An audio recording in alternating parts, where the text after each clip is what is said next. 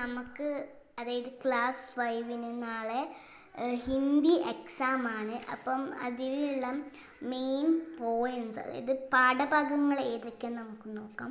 First Dhoop ആഗയിൽ നമുക്ക് activities ആയിട്ട് വരുന്ന കളേഴ്സ് തരും. എന്നിട്ട്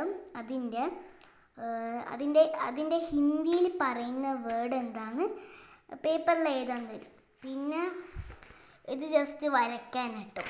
പിന്നെ നമ്മൾക്ക് ടോമി ഓർ മേ എന്നുള്ള പറയുന്ന ചാപ്റ്ററിൽ വരുന്നതാണ് ഇതുപോലെ പില്ലാന്നുണ്ട്, ടോമി ഓർ മേന്നുണ്ട്. അപ്പം ഈ പില്ലാലും ടോമി ഓർ മേയിലും കൂടിയിട്ടുള്ളതാണ്.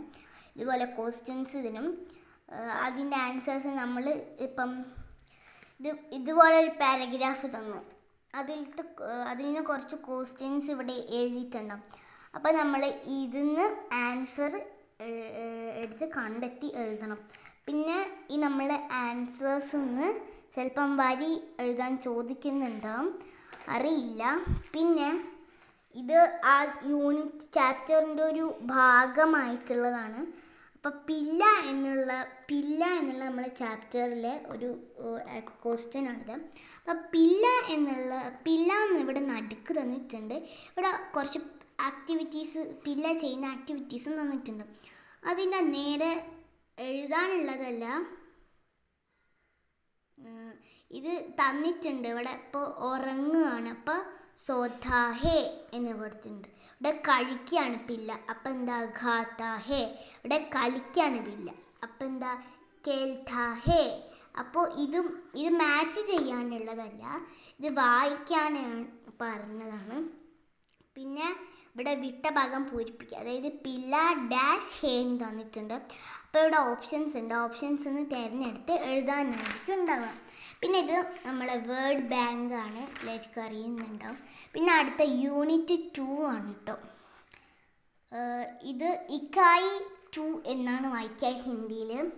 ഓക്കെ, അപ്പം ഈ ചാപ്റ്ററിൽ നമുക്ക് ചിടിയാ കാ ഘർ നിന്ന് നമുക്ക് ഇപ്പം എടുത്തിട്ട് തുടങ്ങിയിട്ടുള്ളൂ സാറ്. അപ്പോൾ ഇതിന്ന് ഇങ്ങനൊരു പക്ഷീൻ്റെ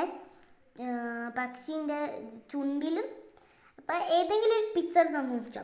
അപ്പോൾ അതിൻ്റെ ഭാഗത്ത് ബോഡി പാർട്സിൽ ഏതെങ്കിലും ഒരു സാധനം തന്നിട്ട് ഇത് എഴുതാൻ ചോദിക്കും. അപ്പം ഇവിടെ ഓപ്ഷൻസ് ഉണ്ടാവും. അപ്പം ചുണ്ടിനെ പറ്റിയിട്ട് ഇവിടെ 2 ഉണ്ട്. അപ്പം അതിൽ ചോഞ്ചാണ് ചുണ്ടിനെ പറ്റിയിട്ടുള്ളത്.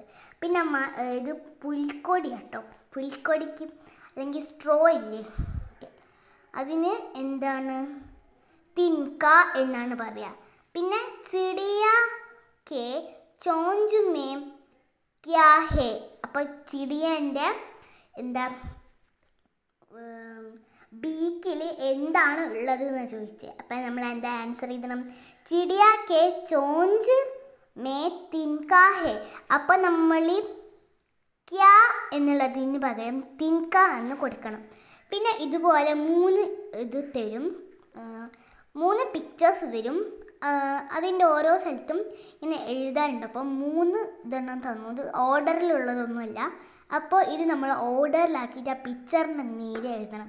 ഇതൊക്കെയാണ് നമുക്ക് ചോദിക്കാവുന്ന ഹിന്ദി ക്വസ്റ്റ്യൻസ്. പിന്നെ ഇത് നോട്ടിലുള്ളതാണ്, ഇതിൽ മറ്റേ കളേഴ്സിനെ പറ്റി എഴുതിയതാണ്. ഇതൊക്കെ നമ്മളെ എഴുതി തന്നതാണ് സാറ്, ഹിന്ദി സാറ്. ബോർഡിൽ എഴുതിയിട്ട് ഇതൊക്കെ വരയ്ക്കാൻ പറഞ്ഞതാണ്. ഇതൊന്നും ഉണ്ടാവില്ല, പക്ഷേ നമുക്ക് എഴുതാനായിട്ടാണ് കൂടുതൽ ഉണ്ടാവുക കേട്ടോ. ഇത് അർത്ഥം ചിലപ്പം ഇംഗ്ലീഷിൽ തന്നിട്ടത് ഹിന്ദിയിൽ എഴുതാൻ ചിലപ്പോൾ ഉണ്ടാവും എന്നാണ് വിശ്വസിക്കുന്നുണ്ട്, ഞാൻ അറിയത്തില്ല. ഇത് പിന്നെ വരച്ച് എഴുതാനുള്ളതൊക്കെയാണ്. ഓക്കെ, ഇത്ര വരെയാണ്. ഇവിടെ കഴിഞ്ഞിട്ടില്ല, അടുത്ത ചാപ്റ്റർ തുടങ്ങിയിട്ടില്ല. അടുത്ത ചാപ്റ്റർ എഴുതാനൊക്കെ ഉണ്ട്, പക്ഷേ അടുത്ത ചാപ്റ്റർ വരയ്ക്കാൻ ഉള്ളൂ. ഇത് വരെയാണ് ഞങ്ങൾക്ക് ഹോംവർക്ക് തന്നിട്ടുള്ളത്. അപ്പോൾ ഹോംവർക്കൊക്കെ ഞാൻ ചെയ്തിട്ടുണ്ട്. അപ്പോൾ ഇതൊക്കെയാണ് നമ്മളുടെ ക്ലാസ് 5 ഹിന്ദി എക്സാമിന് ചോദിക്കുന്ന അതായത് ഇപ്പം ഇമ്പോർട്ടൻറ്റ് ക്വസ്റ്റ്യൻസ് എന്ന് പറയുന്നത്. അപ്പം എല്ലാവർക്കും ഈ വീഡിയോ ഇഷ്ടമായാൽ ലൈക്ക് ചെയ്യുക, ഷെയർ ചെയ്യുക, സബ്സ്ക്രൈബ് ചെയ്യുക. ഓക്കെ, അപ്പോൾ തൊട്ടടുത്തുള്ള ബെല്ലൈക്കൺ അമർത്താൻ മറക്കരുത്. ടാറ്റാ. അടുത്ത വീഡിയോ ആയിട്ട് വരുന്നത് വരെ എല്ലാവർക്കും ബൈ ബൈ. ടാറ്റാ.